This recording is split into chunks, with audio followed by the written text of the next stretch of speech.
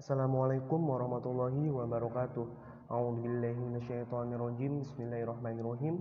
Alhamdulillahilladzi an'ama bi ni'matil imani wal islam wa nusalli wa nusallimu ala khairil anam sayyidina wa maulana Muhammadin wa ala alihi wa sahbihi ajmain amma ba'du. Kepada yang kami hormati Ibu Emi Widyastuti selaku dosen pengampu Studi Kelayakan Bisnis Lembaga Keuangan Syariah, dan tak lupa yang kami hormati dan kami banggakan teman-temanku kelas 4 PSA. Baiklah, perkenalkanlah kami untuk memperkenalkan diri. Kami dari kelompok 13 yang akan membawa makalah tentang aspek politik dan juga sosial ISR pada Lembaga Keuangan Syariah yang beranggotakan saya Muhammad Safaudin dengan NIM 034. Kemudian ada rekan saya, ada Mbak Naili Rodotus Solihah dengan NIM 033, dan yang terakhir ada Mbak Nabila Mulyana dengan NIM 035. Baiklah, perkenalkanlah kami untuk sedikit membahas ataupun menyampaikan hasil diskusi kami mengenai aspek politik dan juga sosial Islamic Social Reporting pada Lembaga Keuangan Syariah. Corporate Social Responsibility (CSR) merupakan sebuah komitmen perusahaan ataupun dunia bisnis untuk berkontribusi dalam pengembangan ekonomi yang berkelanjutan ataupun sustainable dengan memperhatikan tanggung jawab sosial perusahaan dan juga menitik beratkan pada keseimbangan antara perhatian tidak hanya pada aspek ekonomi tapi juga pada aspek sosial dan juga lingkungan. Corporate Social Responsibility ini hadir ataupun lahir dari empatinya para peneliti daripada negara Malaysia, yang mana mereka melihat bahwasanya perusahaan-perusahaan konvensional belum bisa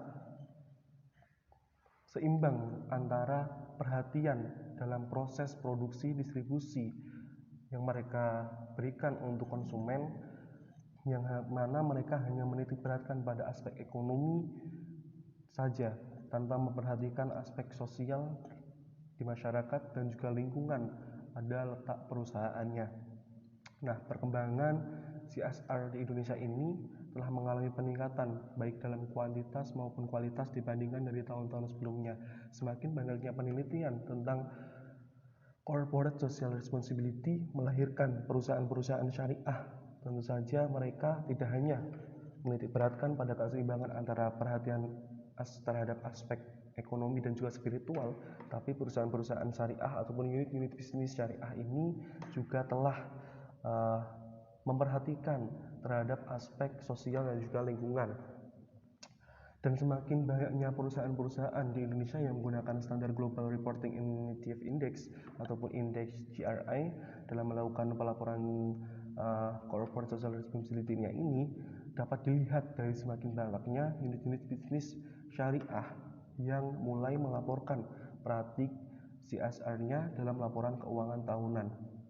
Tentu saja ini menjadi hal yang positif bagi unit-unit bisnis ataupun perusahaan-perusahaan berbasis syariah di Indonesia, dan juga akan menjadi sebuah hal yang positif, insight yang baik bagi lembaga keuangan syariah, yang mana tentu saja lembaga keuangan syariah akan semakin dipercaya dalam hal pembiayaan kepada unit-unit bisnis mitranya ataupun stakeholdernya kepada nasabah.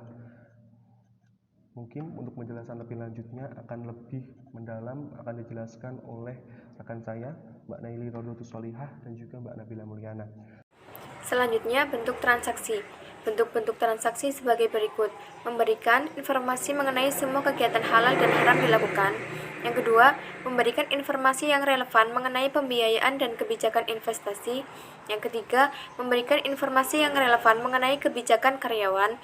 Yang keempat, memberikan informasi yang relevan mengenai hubungan dengan masyarakat.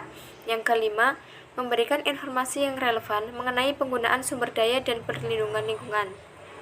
Selanjutnya ada indeks ISR. Indeks ISR adalah item-item pengungkapan yang dilakukan sebagai indikator dalam pelaporan kinerja sosial institusi bisnis syariah. Hanifa 2002 membuat 5 tema pengungkapan indeks ISR, yaitu tema pendanaan, tema investasi, tema produk dan jasa, tema karyawan, tema masyarakat, dan tema lingkungan hidup. Kemudian dikembangkan oleh Othman et al. 2009 dengan menambahkan satu tema pengungkapan, yaitu tema tata kelola perusahaan. Setiap tema pengungkapan memiliki subtema seperti indikator pengungkapan tema tersebut. Secara berkelanjutan, tetapi juga harus memperhatikan dimensi sosial dan lingkungan hidup. Sekian dari kelompok kami, kurang lebihnya kami mohon maaf. Wassalamualaikum warahmatullahi wabarakatuh.